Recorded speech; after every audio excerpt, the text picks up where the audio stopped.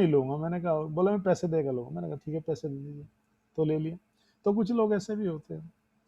कुछ लोग कभी कभी कहते हैं, अरे आप, दूसरा व्यक्ति कहता है कि आप धर्म को बेच रहे हो। हमने कहा धर्म को बेचने वाली तो बात नहीं है, तो भगवत गीता है, ये तो फ्री में है, कि बेच कौन रहा। नहीं नहीं, आप पैसे ले रहे हो, पैसे तो प्रिंटिंग के ले रहे हैं ना, प्रिंटिंग प्रेस हमारी थोड़ा ही है, वो तो दूसरे जहां से छपवाते हो तो आप देखो ना, आप तक आप चल के आ रही है। ज्ञान तो भगवान ने फ्री दिया था। जैसे एक बार हमारे गौरांग प्रभु से कोई व्यक्ति बोलता है, प्रभु जी डिस्ट्रीब्यूशन कर रहे थे ट्रेन में बॉम्बे में, तो कहा कि अरे आप जो है भगवान को बेच रहे हो, गीता तो फ्री में, श्री कृष्ण ने तो फ्री में सुनाई थी, आप यहाँ पैसे ले रहे हो। तो प्रभु जी ने कहा वास्तव में आप बिल्कुल सही कह रहे हो, श्री कृष्ण ने फ्री में सुनाई थी इस गीता ज्ञान, लेकिन ये बताओ कुरुक्षेत्र से बॉम्बे तक लाने के लिए ट्रांसपोर्ट का चार्ज तो लगेगा, नहीं लगेगा, गाड़ी तो लगेगा नहीं, प्रिंटिंग प्रेस में छपी खर्चा आएगा। बोला हाँ ये तो मैंने सोचा नहीं, वास्तव में खर्चा तो लाएगा। बोला कि फिर देर क्या करो, ले लो भगवत गीता, तुरंत ले ली उस व्यक्ति ने। तो ऐसे भी कुछ टैक्टिक्स होती है। खैर चलिए, खैर जब हम शंभु मनु के विषय में बात करते, थोड़ा सा कलयुग का वर्णन आया था, तो शंभु मनु के जो है इस प्रकार से दो पुत्र हुए थे, उत्तानपाद और प्रियव्रत। जो प्रथम जो मनु है, शंभु मनु, उनके दो पुत्र हुए, उत्तानपाद और प्रियव्रत। हालांकि प्रियव्रत बड़े थे, उत्तानपाद छोटा था, लेकिन प्रियव्रत का मन जो है शुरुआत से ही भगवत भक्ति में था। तो वे साधु के भक्ति करने के लिए, वैराग्य भक्ति, ब्रह्मचारी का पालन करने के लिए कहाँ चले गए, वनों में चले गए तपस्या करने के लिए। जैसे ही वो वनों में चले गए तो उत्तानपाद पीछे बच गए, तो वे राज्य करने लगे। तो उन्होंने जो है दोनों भाइयों ने जो है बाद में उन्होंने विवाह कर लेता, उनका 5वें स्कंद वर्णन आएगा।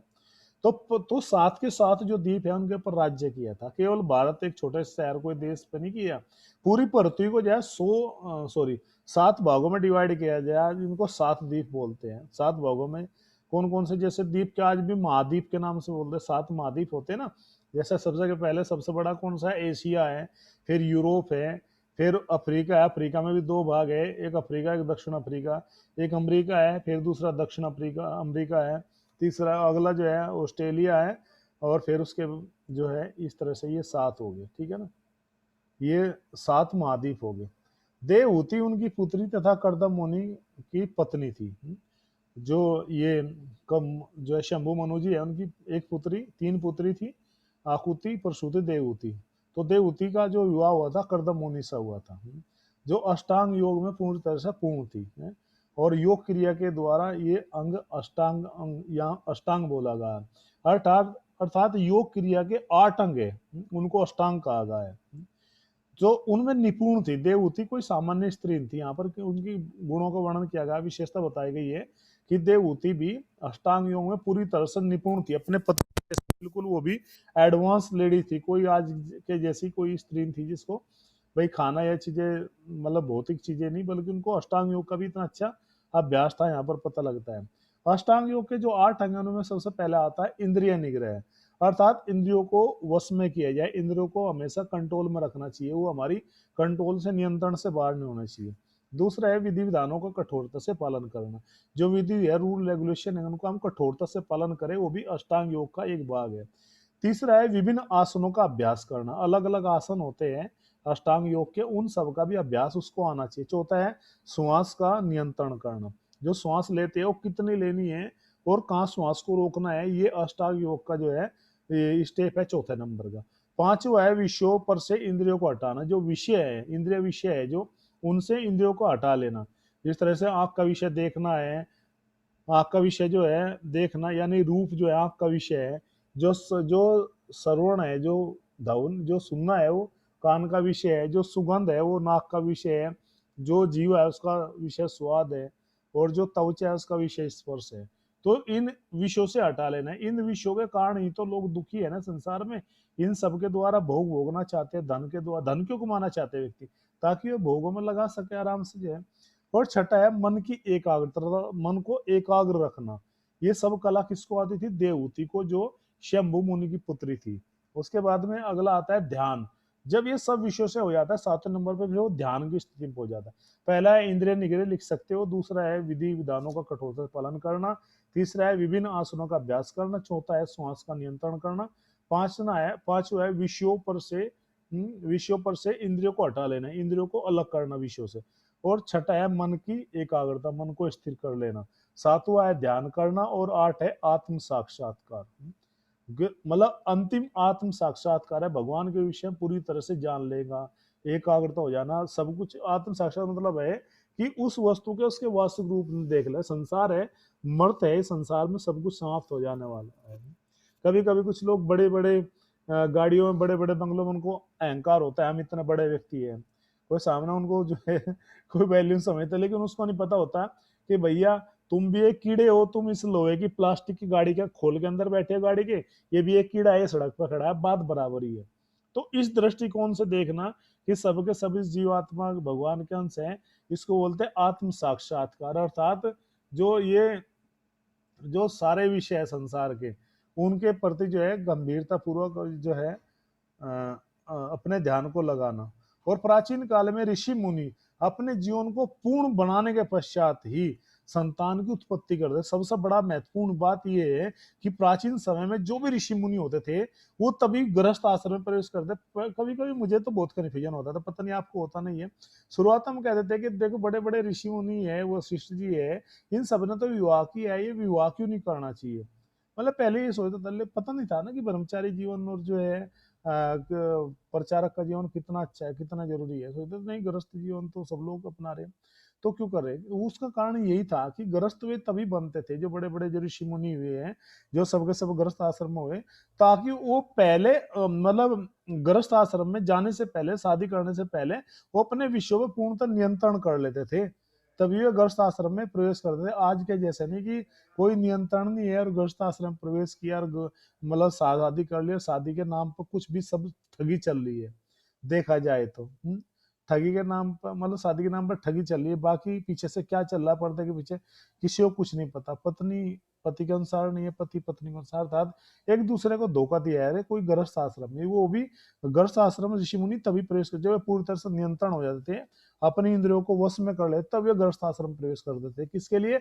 भगवत भक्त संतान उत्पन्न करने के लिए, न कि शिलापाजी का आग्रह है कुत्ते बिजली जैसे संतान उत्पन्न करने के लिए गृहस्थ आश्रम नहीं है। गृहस्थ आश्रम है कि भगवत भक्त, एक माता पिता को जिम्मेदारी लेनी पड़ेगी पहले कि हम जो संतान हमारे होगी वो भक्त बनेगी, हम उसको भक्त बनाएंगे। वो भक्त कब बनेगी? जब माता पिता स्वयं भक्त होंगे, जब उन्होंने अभ्यास किया होगा भक्ति का, तभी उनकी जो चेतना है, जो उनकी वासना है, जिसके द्वारा वो जीवात्मा आएगी, वो भक्त तभी आएगी जब वे स्वयं भक्त होंगे। आज के समय में तो आप कहोगे बड़ा मुश्किल है, हाँ भाई मुश्किल तो है, लेकिन नामुमकिन नहीं है।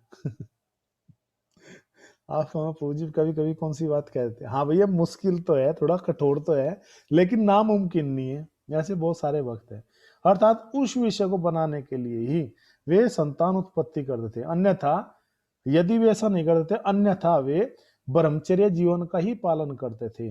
अब कोई जाके पूछे मेरे से भाई कहाँ से मिलेगा, तो आप इसको पढ़ लेना, तीसरे के स्कंद के 21वां अध्याय जो है, उसमें आपको ये मिल जाएगा।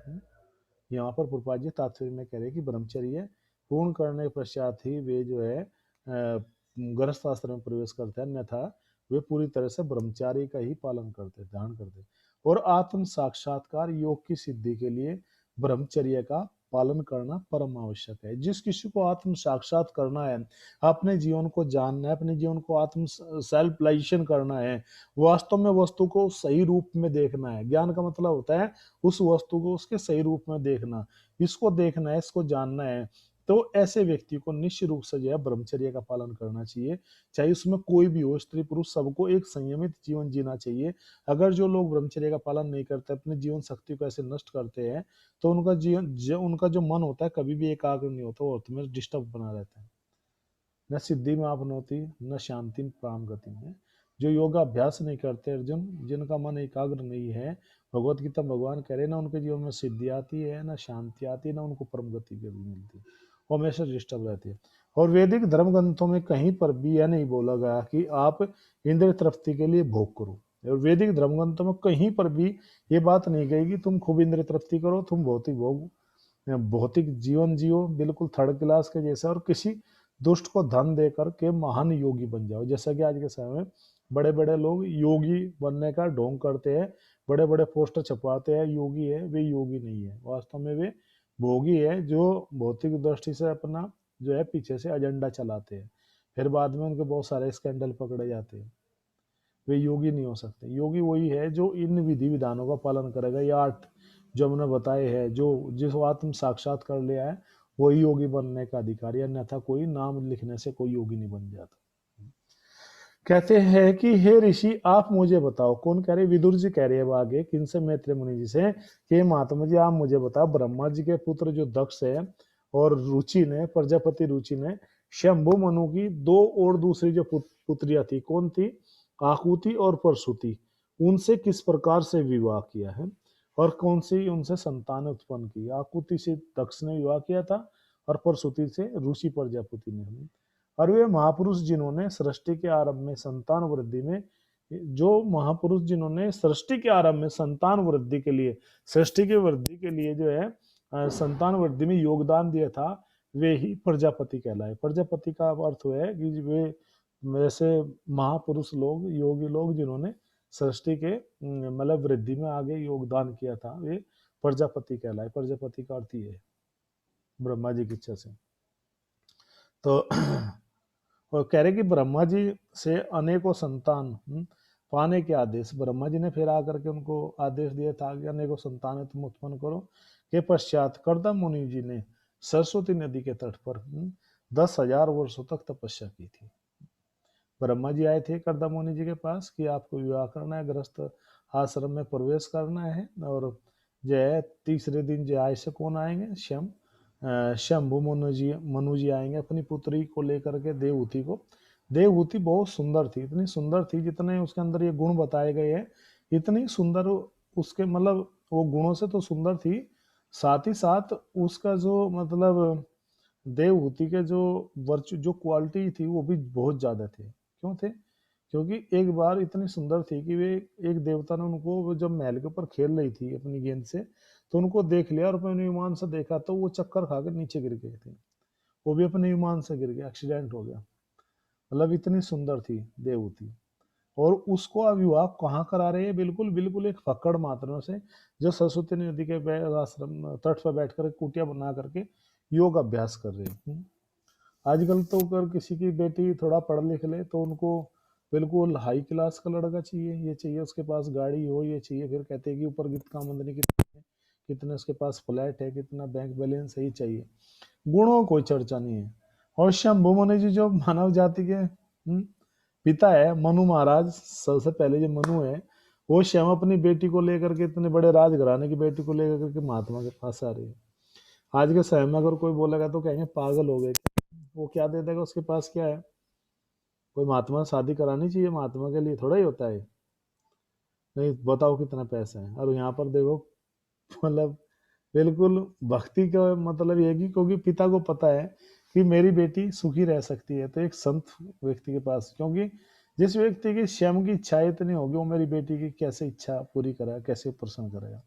ये सब चीजें लेकर के अगले दिन, तीसरे दिन जो है शंभु मनु जी वहां पहुंच गए, करदम मुनि जी के पास पहुंच गए। तो कह रहे कि संतान करदम मुनि जी ने तट पर तपस्या किया। इसी प्रकार जैसे ऐसे ही उन्होंने जो है क्या किया, मतलब तपस्या की करदम मुनि जी ने 10,000 वर्षों तक, जैसे 60,000 वर्षों तक जो है वाल्मीकि मुनि जी ने भी तपस्या की थी। वाल्मीकि मुनि जी का भी नाम आता है तपस्या में। उन्होंने भी जो है क्या किया था कि अपनी तपस्या की थी। नाम उनका रत्नाकर डाकू था, लेकिन उन्होंने इतनी तपस्या की, इतनी तपस्या की कि उनका पूरा जो शरीर था वो दीमक से जो है पूरा खा दिया गया। पूरी दीमक, दीमक देखते हो ना, जो गांव में रहे होंगे शायद उन्हें देखे होगी, पेड़ के ऊपर भी दीमक हो तो पूरा मिट्टी मिट्टी हो तो पूरा गल जाता है, पेड़ को गला देती है, उनके शरीर को भी पूरा गला देता आ जाए। बल्मिक जो है दीमक को ही, जो दीमक है आप देखते हो, दीमक को संस्कृत में वल्मीकि कहा गया है, वल्मीकि, वल्मीक। तो वल्मीकि, वल्मीक जो है किसी व्यक्ति के ऊपर हुई तो वल्मीकि बन गया, उस वहां से वाल्मीकि शब्द का प्रयोग हुआ। वाल्मीकि का मतलब होता है कि दीमक के द्वारा शरीर, वो पूरा शरीर जो है, केवल उनके जो प्राण बचे थे, हड्डियां बचे थे। इतनी कठोर तपस्या की थी, कितने वर्षों तक? 60,000 वर्षों तक। तब वे ब्रह्म ऋषि वाल्मीकि, वाल्मीकि जी कहे हैं कि उल्टा नाम जपत है जग जाना। क्यों? क्योंकि उन्होंने उल्टा नाम क्यों जपा? क्योंकि जब वे एक समय जो है बिल्कुल क्या थे, वाल्मीकि मुनि जी जो है अपने जो है सब कुछ कर रहे थे, मतलब चोरी लूट पाट इन सब में प्रवृत्त थे, तो उनके पास में कौन आए थे, नारद जी आए थे। तो नारद जी से कहा कि जितना भी धन है वो सब दे दो, नहीं तो हम तुम्हारी हत्या कर देंगे। तो नारद जी ने कहा ठीक है दे देंगे हम सब कुछ, ये तो पता तो करके आओ कि जिनके लिए आप ये धन सब इकट्ठा कर रहे हो तुम्हारे इस पाप में भागीदार भी है क्या, जो तुम पाप करते हो या धन ही लेते हैं। वो कहला कि हाँ सब कुछ हमारे साथ में है, भागीदार है। बोले पूछ के आओ, बोला आप भाग जाओ, बोला हम यहीं खड़े रहेंगे, बिल्कुल टेंशन क्यों लेते हो, हमें तुम बांध दो, पेड़ से बांध दिया ऐसे गए घर वालों से। बोले भैया हम इतना सब कुछ पाप वाप करते, पत्नी से बोले तुम भी भागीदार हो ना, ये पाप लेना पड़ेगा ना अपने इसको हिस्सा। तो उनकी पत्नी और भाई बोले तुम पागल हो, हम हिस्से में क्यों ले, हमें कौन सा तुमने कहा, तुम भैया हमने कब बोला कि तुम पाप करो, हमने तो पाप के लिए बोला ही नहीं आपको, आप पाप मत करो, क्यों पाप करते हो, और हम तुम्हारे कोई भी हिस्सेदार नहीं है तुम्हारे पाप में।